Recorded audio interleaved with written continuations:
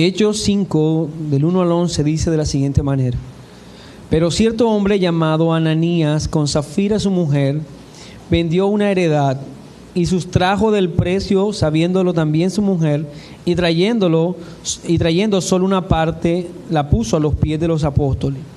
Y dijo Pedro: Ananías, ¿por qué llenó Satanás tu corazón para que mintieses al Espíritu Santo y sustrajeses del precio de la heredad? Reteniéndola, ¿no se te quedaba a ti?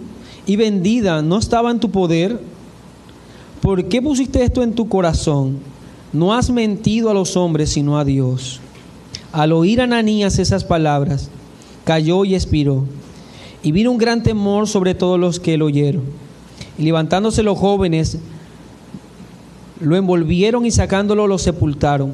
Pasado un lapso como de 3 horas, sucedió que entró su mujer, no sabiendo lo que había acontecido. Entonces Pedro le dijo: dime, ¿vendiste en tanto la heredad? Ella dijo: sí, en tanto. Y Pedro le dijo: ¿por qué convinisteis en tentar al Espíritu del Señor? Y aquí a la puerta de los pies de los que han sepultado a tu marido, y te sacarán a ti. Al instante ella cayó a los pies de él y expiró. Y cuando entraron los jóvenes, la hallaron muerta, y la sacaron y la sepultaron junto a su marido. Y vino gran temor sobre toda la iglesia y sobre todos los que oyeron estas cosas. El Señor añada bendición a su palabra. Damos un paso más en el desarrollo de esta serie de sermones que estamos dando sobre el libro de Hechos. Nos adentramos al capítulo 5.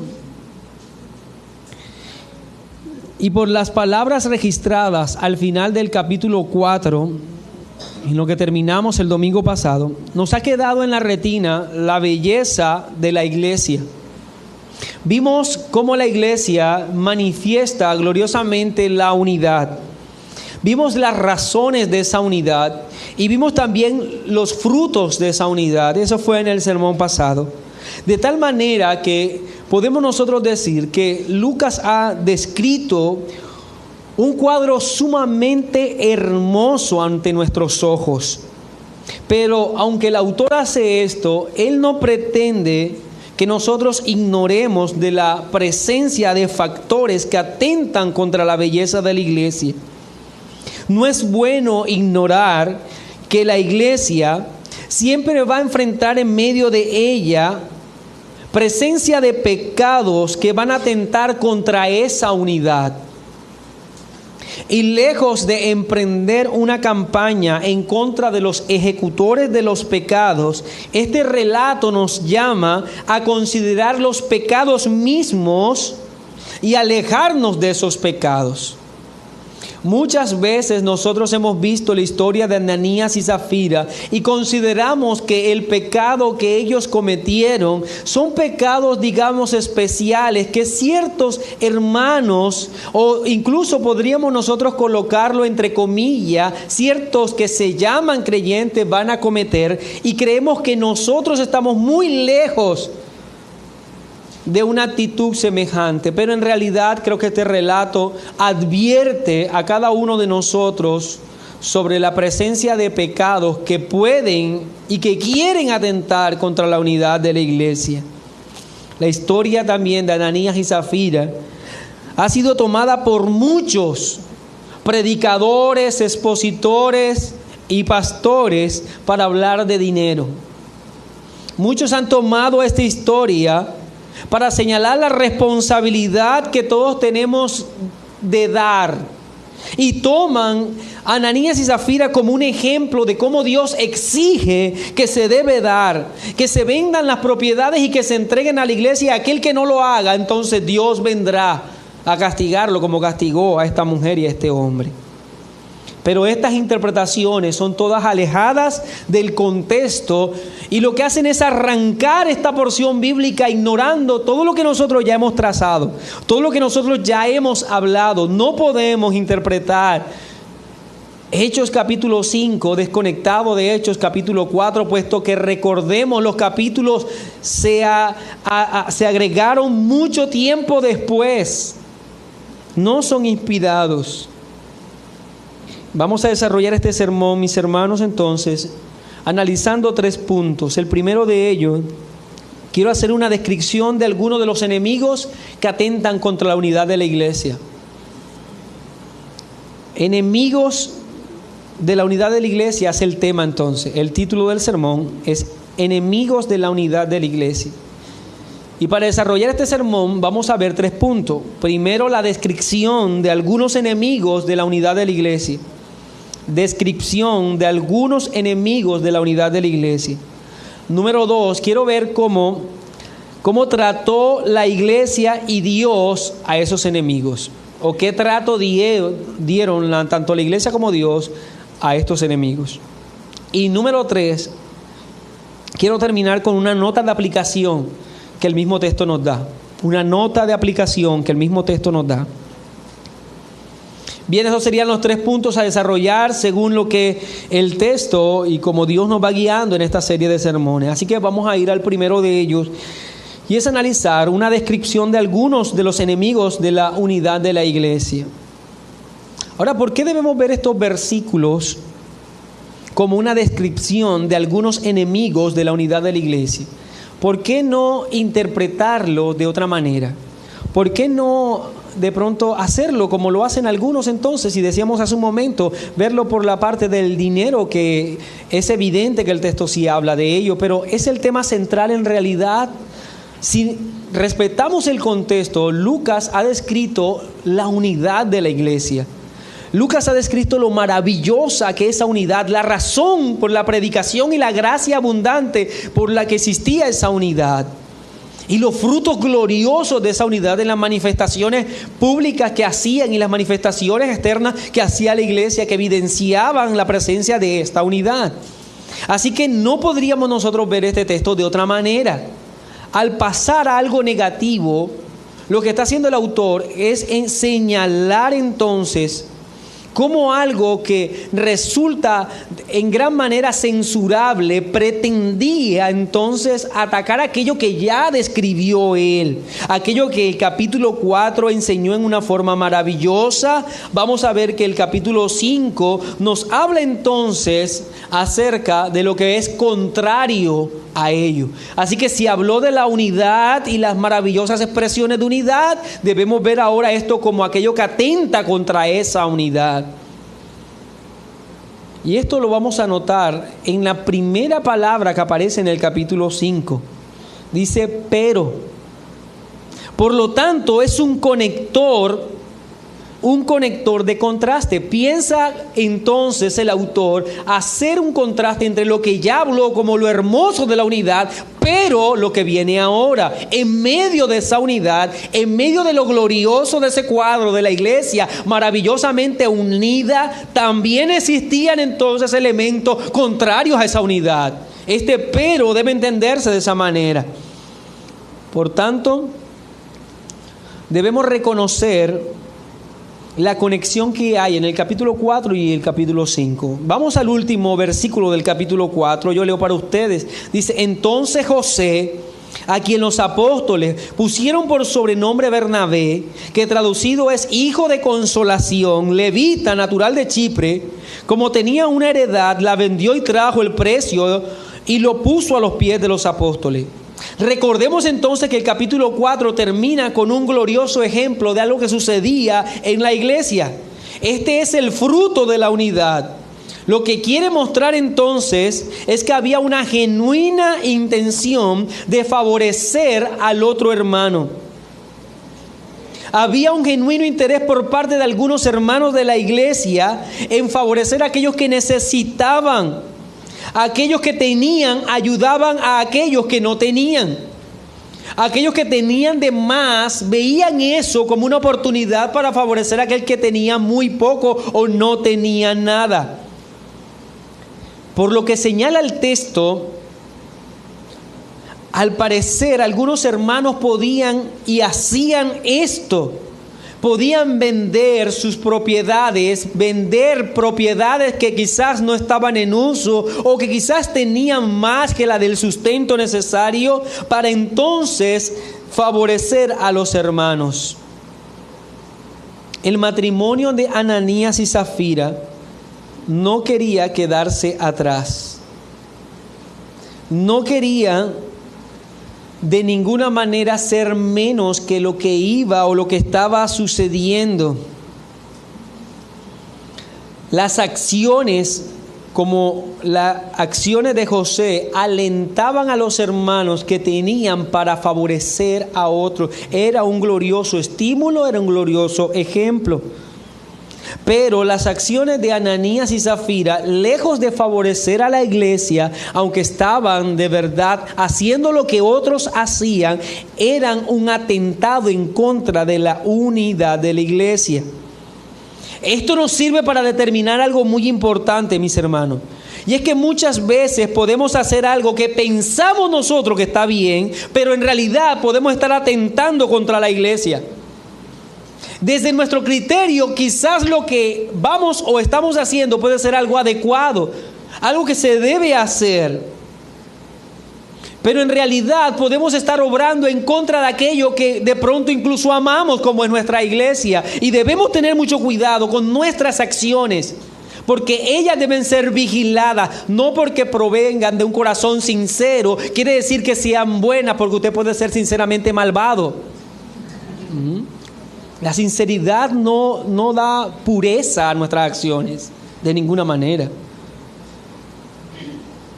Así que necesitamos hacer una lista de cuáles son entonces estos enemigos que atentan contra la unidad de la iglesia.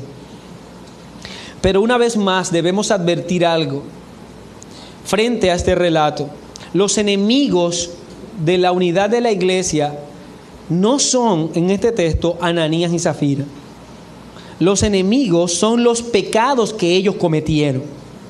Los pecados que ellos cometieron. Por lo tanto, se trata de cuidar a la iglesia de tus pecados que pueden atentar contra la unidad de la iglesia, contra la unidad, contra su belleza.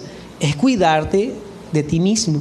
Es velar porque los pecados no estorben la correcta piedad que debe evidenciar la iglesia y la buena y sana relación que ella debe demostrar. Los pecados en ejecución son el problema, no las personas. Así que dentro de la lista que nos da el texto, vamos a señalar algunos. La primera de ellos es la envidia. La envidia es un pecado y es un enemigo de la unidad de la iglesia. Pero cierto hombre llamado Ananías, versículo 1, con Zafira su mujer vendió una heredad. Cuando Lucas hace ese cambio a través del conector pero, está estableciendo como lo que sucedió en José no sucedió en Ananías y Zafira.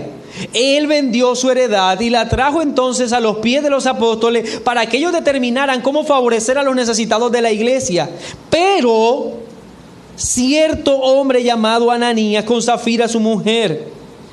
Entonces, claramente, teniendo en cuenta el contexto, lo que estaba haciendo Ananías y Zafira era contrario a lo que hacía José, o llamado Bernabé por los apóstoles. Ahora, el hecho de que claramente el autor muestre esos detalles como el sobrenombre que le colocaron, el apodo que le colocaron a Bernabé, nos deja ver algo.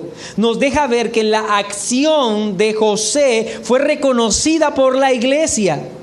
El sobrenombre o el apodo que le colocaron a José fue Bernabé, que quiere decir hijo de consolación. La acción que estaba teniendo Bernabé consolaba a los necesitados. De manera que en la iglesia primitiva, estos hermanos entonces estaban vendiendo las propiedades que tenían sin uso y la colocaban a los pies. Y era una acción tal que fue reconocida por la iglesia y aún uno de ellos se le cambió el nombre por hijo de consolación. De alguna manera entonces, a Ananías y Zafira, el hecho de que a ciertos hermanos les estén cambiando el nombre por hijos de consolación, despertó en el corazón de ellos no una intención para dar igual que él, sino envidia. Este matrimonio quiere hacer lo mismo.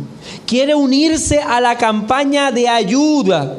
Quiere hacer parte de los que estaban contados como los que obraban en misericordia por los necesitados. Pero esto nuevamente no surge de un corazón genuinamente interesado en dar, sino en ser vistos cuando se da. Y hay una gran diferencia, mi hermano, en dar y tener la intención de dar para ser visto. Aunque al final el dinero entre o la ayuda se dé, pero la motivación como tal es incorrecta. A los ojos de Dios eso es un pecado. Y un pecado que atenta contra la unidad de la iglesia. Siempre es más fácil suplir la necesidad en la congregación cuando esta necesidad se hace pública. Siempre es mucho más fácil, pero cuando se acalla la necesidad, cuando se guarda silencio de la necesidad que hay, solo atenderán esa necesidad los que están de verdad interesados y vigilando para suplir las necesidades de la iglesia. Pero cuando se hace público, muchos levantarán la mano, por no decir que todos.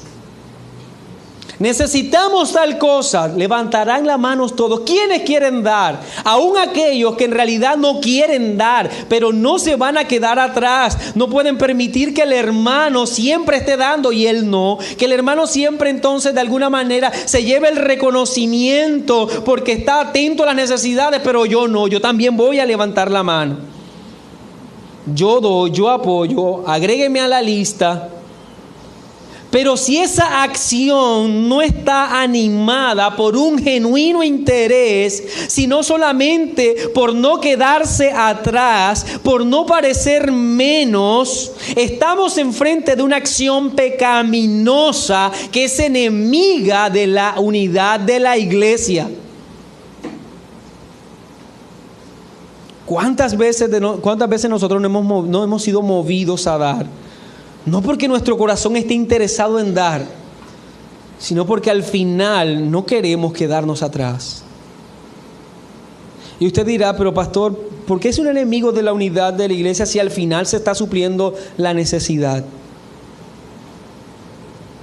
Aquel que no ofrece lo suyo como un acto genuino de amor, aquel que no ofrece lo suyo como un acto genuino de interés por el otro, ¿sabe qué va a pasar cuando dé? Estará velando por cuánto dio él y cuánto dio los demás. Estará todo el tiempo vigilando sobre qué se hizo lo que dio, en dónde está lo que yo di, hacia dónde tomó lo que yo di. ¿Por qué? Porque su interés es que se vea lo que dio, no dar. Y esto termina, mi querido hermano, afectando la unidad de la iglesia. En cambio, aquel que entiende el genuino deseo y que en su corazón está el dar para favorecer a los necesitados, a los demás, verá en el mismo hecho de dar algo para sentirse bien, sentirse feliz, sentirse contento porque ya ha servido a Dios.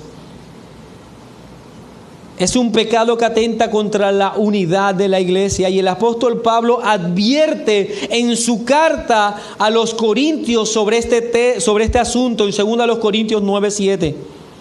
Cuando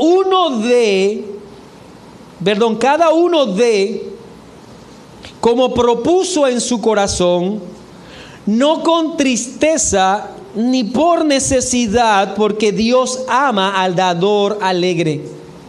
Este texto ha sido utilizado para leer en las iglesias antes de recoger las ofrendas y los diezmos.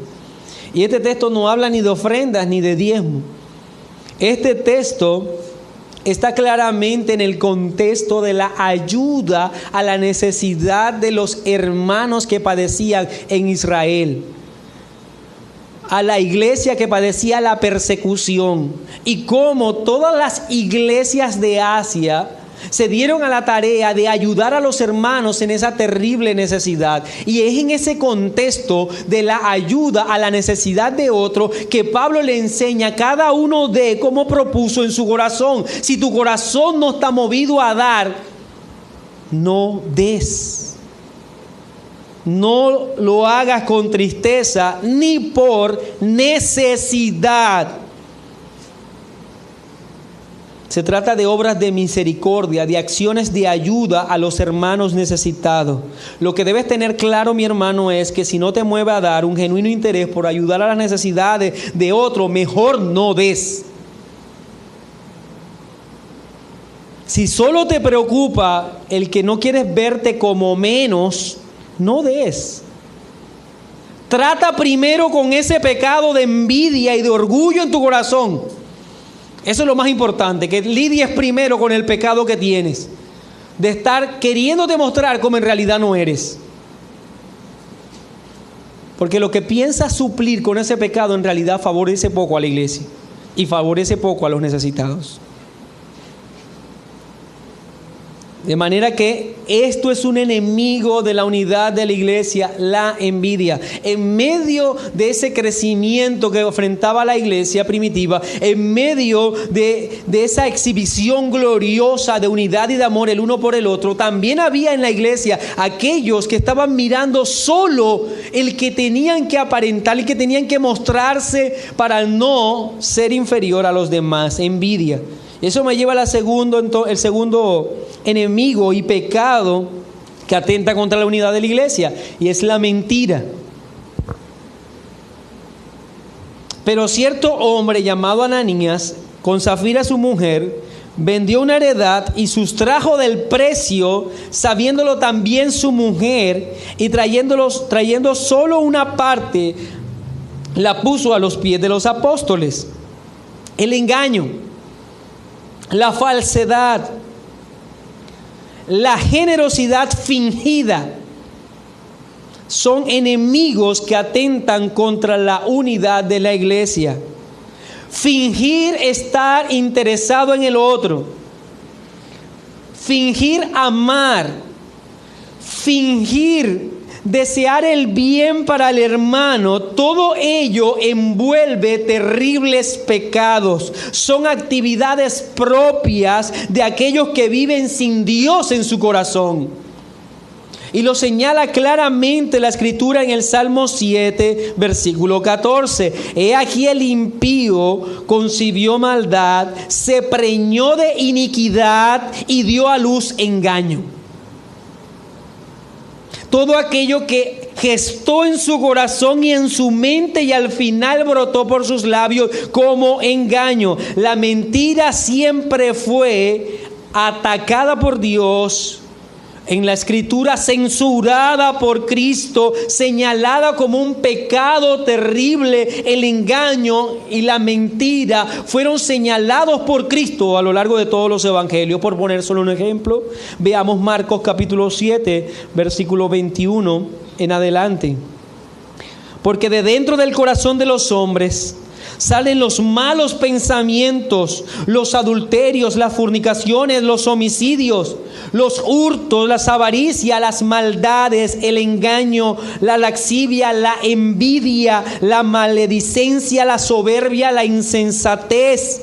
Todas estas maldades de dentro salen y contaminan al hombre.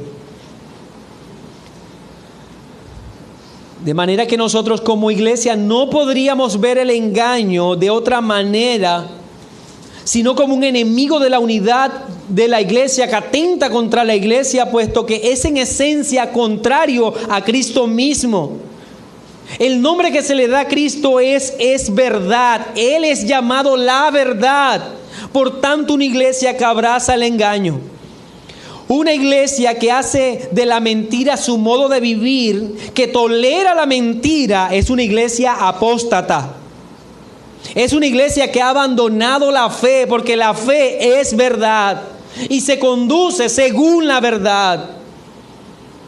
Ananías no solo era movido por la envidia y el deseo de ser reconocido, sino que también mentía y obraba con engaño. Y esto es sumamente dañino para la iglesia. El que tus pasos sean falsos, que tu mover, tu acción sea de engaño. Tercer pecado, tercer enemigo de la unidad de la iglesia que nos muestra el texto, es la comunión pecaminosa. la comunión pecaminosa. Nuevamente, pero cierto hombre llamado Ananías, con Safira su mujer, vendió una heredad, el versículo 2, y sustrajo del precio, sabiéndolo también su mujer. El relato bíblico nos señala no solo cómo la envidia y la mentira atentan contra la unidad de la iglesia, sino que también la comunión pecaminosa. Ananías no se encontraba solo en su pecado.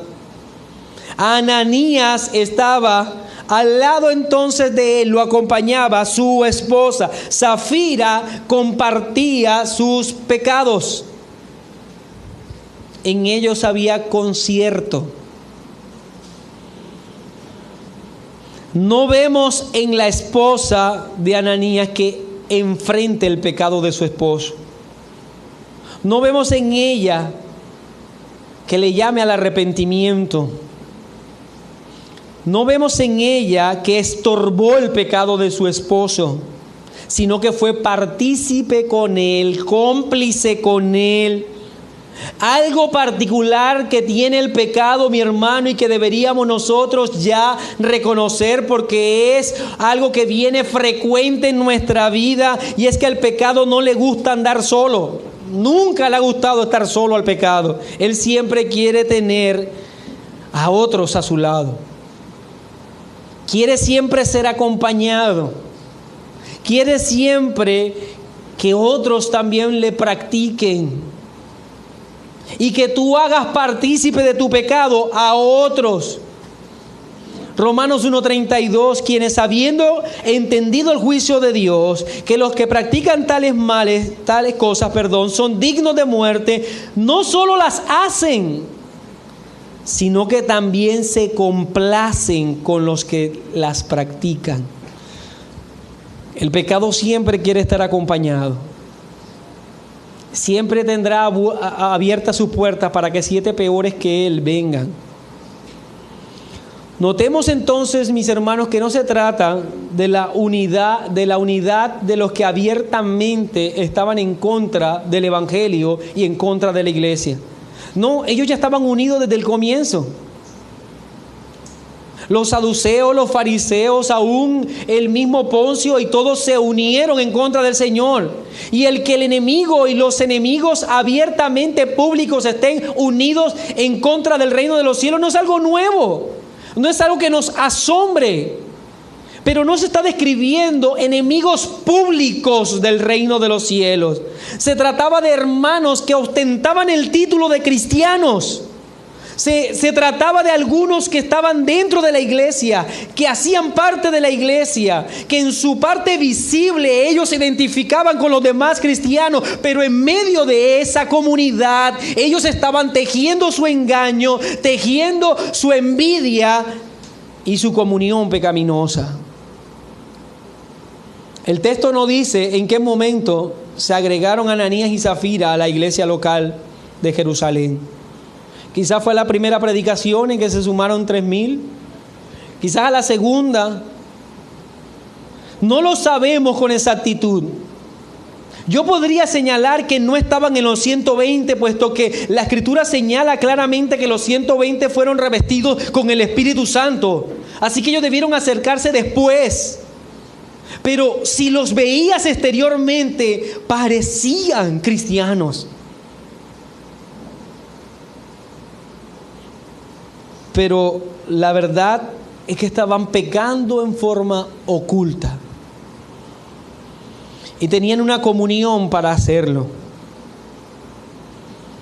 Permítame citar un enemigo más que claramente el texto lo señala.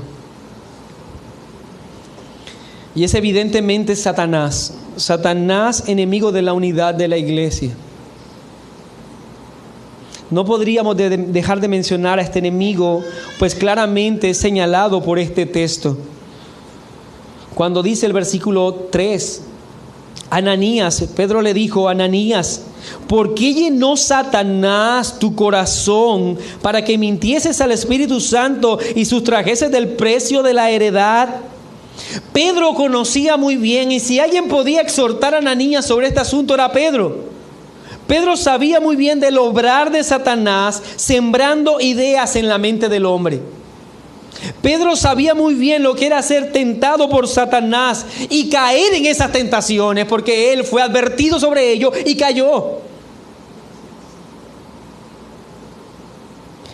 Pedro sabía muy bien de las actitudes que normalmente el hombre quiere hacer, pero que son impulsadas por el enemigo y que son alentadas por el enemigo y que son en contra de la fe. Por citar un ejemplo, en Mateo 16, versículo 22 al 23, dice: entonces Pedro, tomándolo aparte, a Jesucristo lo lleva aparte, comenzó a reconvenirle diciendo: Señor, ten compasión de ti, en ninguna manera esto te acontezca. Recordemos el texto en particular en el que el Señor acababa de declarar que le era necesario ir a Jerusalén y padecer de los ancianos y morir en la cruz y resucitar al tercer día. Y Pedro lo lleva aparte y regaña al Señor Jesucristo y le dice: si tú te quieres a ti mismo, que esto no te pase. A lo que el Señor le contesta: quítate delante de mí, Satanás. Me eres tropiezo, porque no pones la mira en las cosas de Dios, sino en las de los hombres. ¿Quién más interesado en atacar la unidad de la iglesia que el enemigo? Que aquel que intentó de todas las formas obstaculizar la obra que Cristo vino a hacer. No pudo detener al Señor de gloria, no pudo contener su obra, murió y resucitó victorioso. Satanás fue derrotado en ello, pero ahora no tiene otra cosa que hacer que estorbar el fruto de la obra de Cristo, que es la iglesia y la expansión de ella. Satanás está interesado en destruir la unidad de la iglesia. Por lo tanto, mi querido hermano, toda obra que atente contra la unidad de la iglesia viene gestada o motivada por él. Y debe verse de esa manera, mi hermano, no solamente como tu pecado, sino como una acción del diablo, porque lo ha querido así desde el comienzo. Claro que cuenta con toda nuestra ayuda y predisposición a él y a obedecerle. No le resulta fácil a él sembrar la malicia, sembrar el engaño, sembrar la envidia, sembrar la mentira. No le resulta difícil, quiere decir. No le resulta difícil, porque cuenta con nuestra ayuda. Bien, el texto nos muestra a estos enemigos de la unidad de la iglesia. Pasemos entonces al punto número 2, el trato que la iglesia dio a estos pecados y el trato de Dios mismo a estos pecados. Ya vimos el actuar de este matrimonio, vimos cómo en forma específica sus pecados eran nocivos para la unidad de la iglesia. Veamos ahora lo que la iglesia en cabeza de sus apóstoles hizo y lo que Dios hizo también. Y el Señor nos permita a nosotros tomar estos textos como un modelo a seguir como iglesia al momento en que enfrentemos también pecados que se conviertan en enemigos de la unidad de la iglesia. Así que también es necesario listarlos. El actuar de la iglesia sigue de esta manera. Primero, y quiero hacerlo a modo de invitación, la iglesia debe señalar los pecados que atentan contra su unidad. Número 1, la iglesia debe señalar los pecados que atentan contra su unidad. Y dijo Pedro a Ananías: ¿por qué llenó Satanás tu corazón para que mintieses al Espíritu Santo y sustrajeses del precio de la heredad? Pedro no se quedó callado, mi hermano. Pedro no ignoró el pecado, pues la iglesia no puede cerrar su boca ante la presencia de ningún pecado, pero mucho menos ante la presencia de aquellos pecados que atenten contra su unidad. Pedro fue directo al grano. Ananías, tú mentiste. Ananías, tú sustrajiste del precio de la heredad, nos has engañado, pretendes engañar a Dios y a la iglesia. Ananías, Satanás ha llenado tu corazón de perversión. La iglesia debe ser clara en señalar el pecado por su nombre, mi hermano. Por su nombre. Yo estoy seguro que en ese momento Pedro no se detuvo a pensar, pobre Ananías o pobre Zafira, ¿cómo se iban a sentir ellos ante la acusación? Lo mejor que él podía hacer era señalar su pecado en forma directa, clara, con sus palabras, con su nombre. El apóstol Pablo también es claro sobre este asunto cuando le escribe a la iglesia de Éfeso. Mire lo que dice en Efesios capítulo 5. Note la coherencia de Pablo al escribirle a estos hermanos. En el capítulo 5 desde el versículo 3. Pero fornicación y toda inmundicia o avaricia ni aun se nombre entre vosotros como conviene a santos.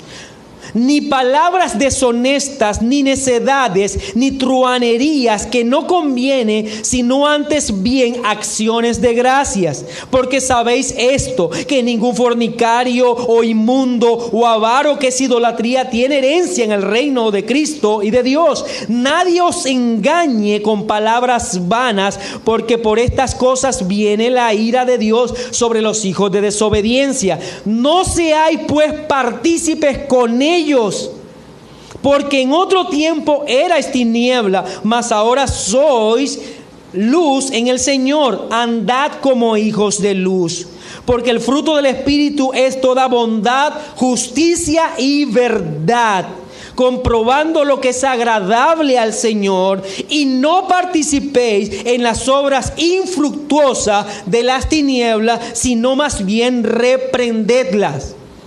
Pablo es claro cuando le habla a la iglesia de Éfeso. Estos son los pecados. Ustedes antes andaban en tiniebla, ahora son hijos de luz. Por lo tanto, no compartan esos pecados, reprendan esos pecados. La iglesia debe señalar los pecados que atentan contra su unidad en forma clara, directa. Número 2.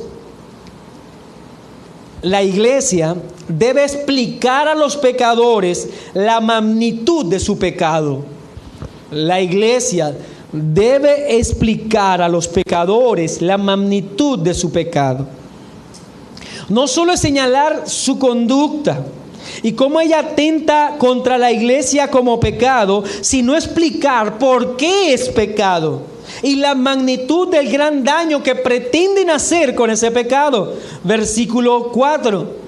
Pedro le explica a Ananías, dice, reteniéndola. Ya le señaló su pecado. Reteniéndola, no se te quedaba a ti, y vendida no estaba en tu poder. ¿Por qué pusiste esto en tu corazón? No has mentido a los hombres, sino a Dios. Pedro le explica a Ananías la gravedad de su pecado. Le describe su pecado mismo. Mire, parafraseando un poco lo que Pedro estaba explicando, le dice: Ananías, la propiedad era tuya. Todo lo que te dieron cuando vendiste esa propiedad era tuyo. ¿Por qué te vas a robar a ti mismo? Si tú quieres dar algo, lo dabas. Si te querías quedar con algo, te quedabas con algo o con todo. ¿Por qué mentir de que te dieron algo cuando en realidad no es? ¿Qué necesidad había de este pecado? Pedro describe el pecado, explica el pecado a Ananías, pero lo que va más allá, explica la gravedad, porque no le está mintiendo a los hombres, sino a Dios. De paso, este texto nos ayuda a entender algo particular de la práctica de las donaciones de la iglesia primitiva. En la iglesia primitiva no se practicaba la posesión mutua o posesión comunitaria, como algunos creen. No era que todo era de todos, eso no lo enseña la Escritura. La Biblia avala la propiedad privada. La Biblia avala la propiedad privada y es defendida claramente por la Escritura. Se trataba de dar para ayudar a los que no tenían. Entonces aquel que tenía 3 propiedades vendía 1 o 2 y el Señor así le movía a hacerlo en su corazón, ¿verdad? Para dar al que no tenía. No se trataba de que lo que yo tengo, lo único que tengo, le pertenece al otro. No, la propiedad privada se enseña en la Escritura. Lo que debe quedar claro entonces es que se insta a apoyar a aquellos que no tenían nada. Pero Pedro le ha dicho, era tu heredad, era tuya. Y lo que te pagaron por ello era tuyo. No tenías necesidad de mentir. Es más, Ananías no tenía necesidad de sumarse a esta campaña si así no lo quería. Porque no era algo obligatorio. Era como Dios dispusiera en el corazón de cada uno de ellos. No has mentido a Dios sino a los hombres. Perdón, no has mentido a los hombres sino a Dios. Perdón. Pedro llega al corazón del agravio. ¿Cuál es el corazón del agravio? Y es que se le puede mentir a los hombres. Se puede engañar a los hombres. Se puede aparentar delante de una comunidad. Se puede fingir delante de una sociedad, delante de una iglesia. Se puede fabricar una fachada delante de la iglesia local. Y se puede tener éxito en eso. Y toda la vida sostener esa fachada. Y nadie darse cuenta de que es una fachada.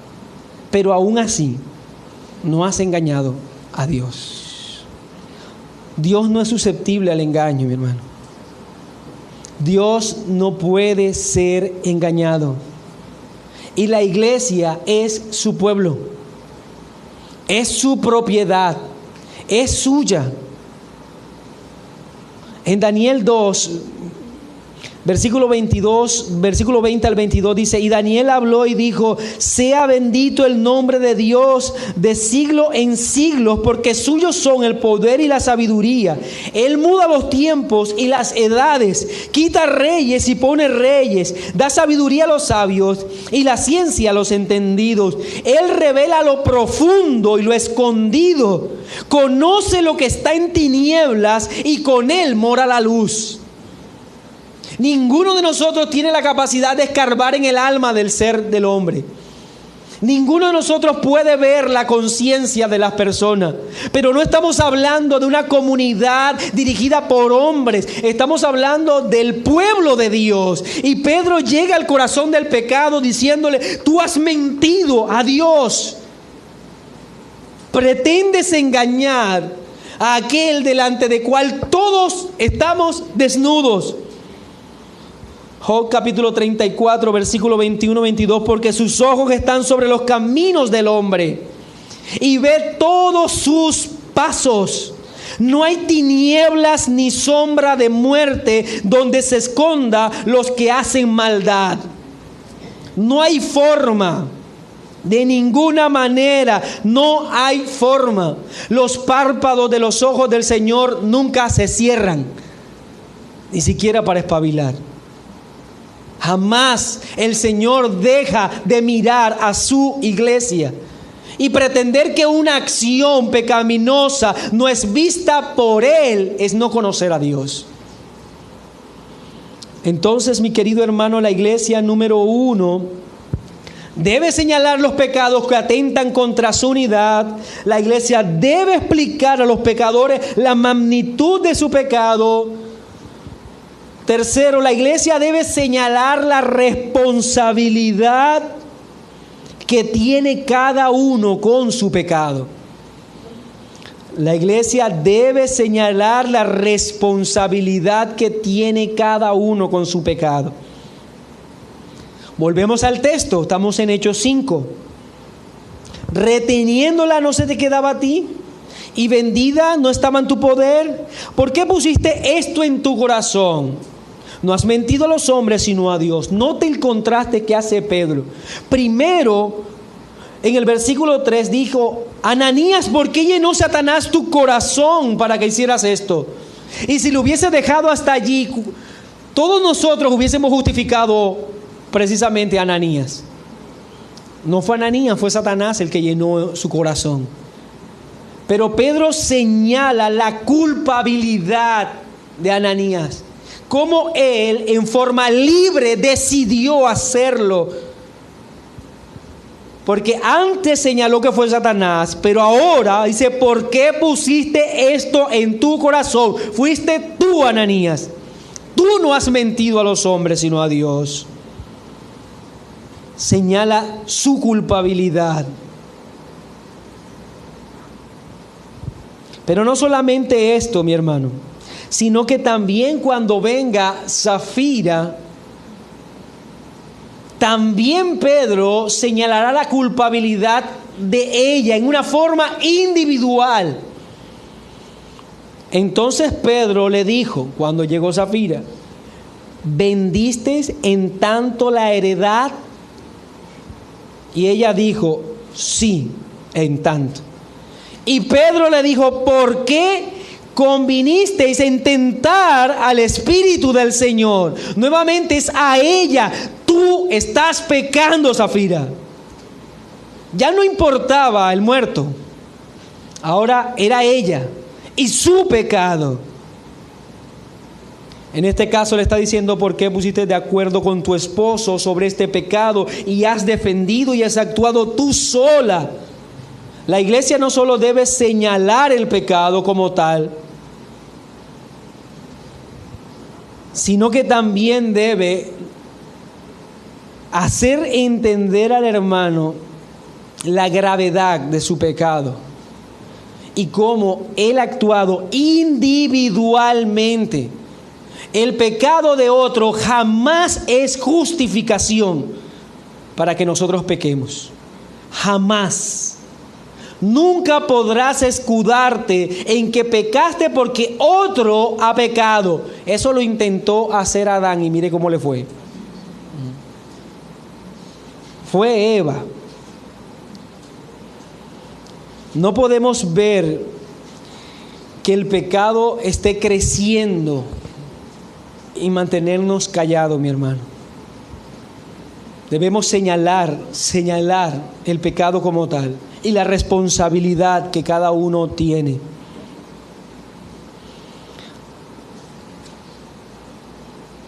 Cuarto, la iglesia debe esperar arrepentimiento.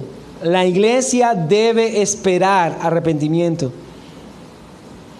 En este punto en particular, mi hermano, aunque en una forma explícita no vemos un llamado al arrepentimiento por parte de Pedro, no hay en una forma explícita un llamado al arrepentimiento, sí podemos ver que Pedro, genera el espacio para que se dé el arrepentimiento. ¿Por qué nosotros podemos señalar que él genera el espacio? Él espera que de alguna manera así sea y que ellos evidencien un genuino arrepentimiento por las preguntas que él hace. Preguntar es dar tiempo a arrepentirse. Recuerde que le habla en este caso a Safira y le dice: dime, ¿vendiste en tanto la heredad? Pensemos, su esposo ya había muerto. Ya se había sepultado, ella no lo sabía, quizás todavía estaba allí el saco con lo que Ananías traía supuestamente de lo vendido. Y él le dice: ¿en esto se vendió? Dando una oportunidad, ¿para qué? Para que ella pueda decir: no fue así. En verdad que nos quedamos de acuerdo con mi esposo que era tanto, pero no fue así. Pero ella no lo hizo. Ella desechó esta oportunidad y ¿qué hizo? Se afianzó en su pecado, afirmó: sí, se vendió en tanto. No dice cuánto, pero ella afirmó: sí. Pedro esperaba, y por las preguntas que le hace a Ananías también, Pedro espera que haya arrepentimiento, pero lo que vemos en ellos es una obstinación a pecar. Ellos querían seguir pecando, y aunque fueron llamados, censurados, insistían en hacerlo. Y el último punto en cuanto a lo que la iglesia debe hacer, el cómo debe tratar contra los enemigos y el pecado que atenta contra la unidad de la iglesia, es que la iglesia debe esperar en Dios. La iglesia debe esperar en Dios. Y dijo Pedro: Ananías, ¿por qué llenó Satanás tu corazón para que mintieses al Espíritu Santo y sustrajeses del precio de la heredad, reteniéndola? ¿No se te quedaba a ti? Y vendida no estaba en tu poder. ¿Por qué pusiste esto en tu corazón? No has mentido a los hombres, sino a Dios.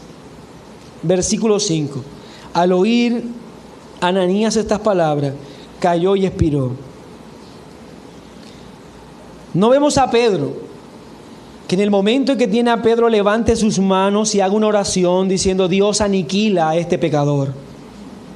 Pedro no ora a Dios para que borrase de la iglesia a Ananías. Pedro hace preguntas. Pedro señala el pecado. Pedro advierte de la responsabilidad que tenía Ananías y que tiene Zafira. Y espera. Es Dios quien está impartiendo disciplina en ese momento. Es Dios. El silencio de Pedro es esperar el actuar de Dios. Ahora, si vemos en el caso de Zafira, que alguno podría objetar eso, en el que Pedro sí pronuncia lo que va a pasar, esto es diferente, puesto que Pedro ya vio la disciplina de Dios en Ananías y cómo iba a tratar Dios este pecado. Y con mucha más razón, el corazón de Pedro debía hacerle esa pregunta a Zafira. Él ya vio la disciplina de Dios en Ananías. Piensa en el corazón de Pedro como pastor en ese momento. La pregunta de Pedro a Zafira era importante. Por eso, ante la respuesta, ante la afirmativa, la insistencia en pecar, él sabe lo que va a pasar y se lo anuncia. Lo que ha pasado con tu esposo también pasará contigo. No fue de ninguna manera Pedro el que oró para que Dios obrara de esa manera. La iglesia debe entender que debemos esperar. Debemos señalar el pecado. Debemos hablar claramente de la gravedad de esos pecados que atentan contra la iglesia. Señalar la responsabilidad que tienen claramente aquellos que actúen de esta manera. Pero lo que podemos hacer más de allí es esperar solamente. Esperar que Dios obre como Él lo determine, como Él lo desee. Por eso sigamos adelante entonces el trato de Dios con estos pecados. Seguimos en el punto número 2, en la parte B, si así le llamamos entonces, el trato de Dios. Y aquí quisiera decir algunas cosas. Número 1, y es que Dios no es indiferente a estos pecados. Y el texto lo muestra en forma clara. Todos los pecados que atentan contra la iglesia son tomados por Dios como una afrenta personal. Como una afrenta personal. El Señor vino a Pablo, en ese momento Saulo, y le dijo: Saulo, Saulo, ¿por qué me persigues? Y Saulo perseguía a la iglesia. Así que cualquier pecado que atente contra la unidad de la iglesia atenta directamente contra Dios. ¿Por qué? Porque es su pueblo, porque somos el cuerpo de Cristo. Usted no puede pensar, mi hermano, que alguien quiera hacerle daño a su dedo meñique, pero no a usted.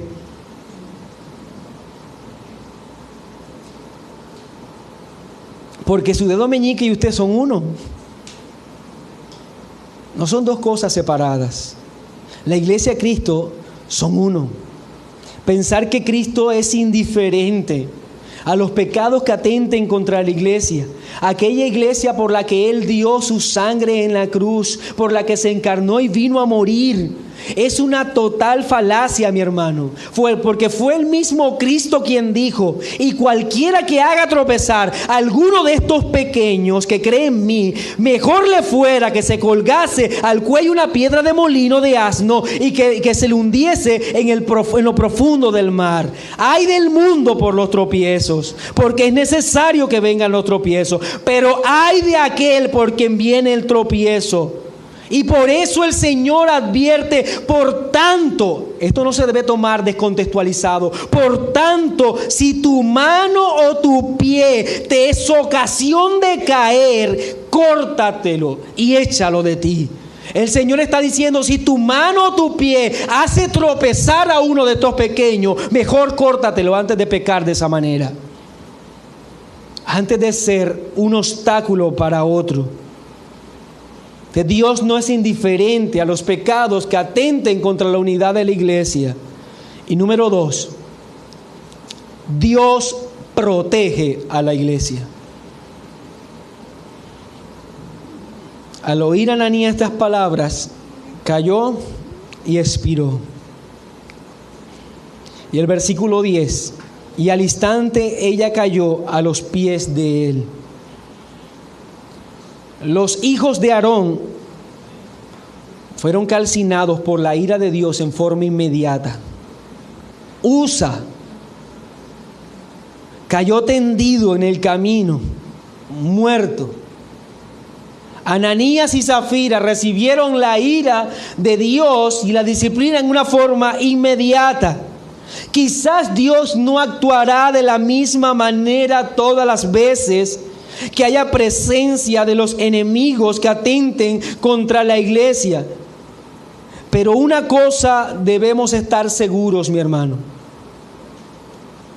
Y es aquello que dice el autor de Hebreo: horrenda cosa es caer en las manos del Dios vivo. Dios protege a su iglesia. Dios protege a su pueblo. Y esto debe llevarnos a nosotros como iglesia de una profunda confianza, pues debemos creer que el Señor no solamente va a cuidarnos de aquello que le estamos pidiendo que nos cuide. Él nos cuidará siempre, porque Él es el que está más interesado en preservar a su iglesia hasta el fin. Y esto también debe llevarnos a nosotros de una confianza. No es estar orando para que Dios castigue y castigue y castigue. Es estar seguros, mi hermano, de que Dios actuará en favor de su pueblo. Dios actuará en favor de su pueblo. Los ojos del Omnipotente tienen delante de él a su amada iglesia siempre. Entonces Dios no es indiferente a los pecados, Dios protege a la iglesia. Y termino con una nota de aplicación entonces, que ese sí es el tercer punto, la nota de aplicación que nos da el versículo 11. Y vino gran temor sobre toda la iglesia y sobre todos los que oyeron estas cosas.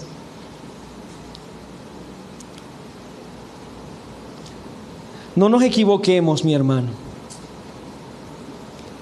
Estamos en medio del pueblo del Señor.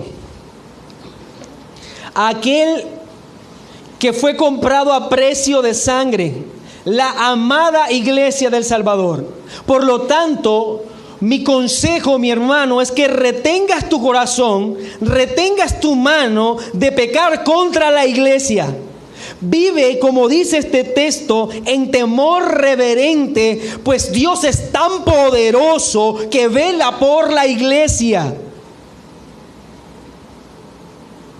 Este acto, que pareciera algo terrible para el crecimiento de una iglesia que apenas se está iniciando localmente, podría parecer algo terrible.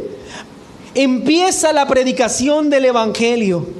Empiezan a caminar en fe al arrepentimiento a algunos nuevos creyentes, si viene este terrible suceso, un matrimonio cae muerto. Cualquiera de nosotros podría pensar que esto es una tragedia, pero trajo bendición para la iglesia. Porque la iglesia primitiva estaba en ese momento entendiendo que estaban tratando con un Dios santo. Estaban tratando con un Dios airado y que de ninguna manera iba a dejar pasar pecado que atentaran contra su amada iglesia, mi hermano. Por lo tanto, tú y yo, nuevamente, nuestro corazón muchas veces está propenso a entrar en actividades que actúan en contra de la unidad de la iglesia. Si es verdad lo que hemos visto, mi hermano, primero retén tu corazón, retén tus labios, retén tu actividad, porque el Señor está mirando lo que haces y vendrá en favor de su iglesia, de su amada iglesia. El Señor nos ayude, mi hermano, y nos libre de tal pecado.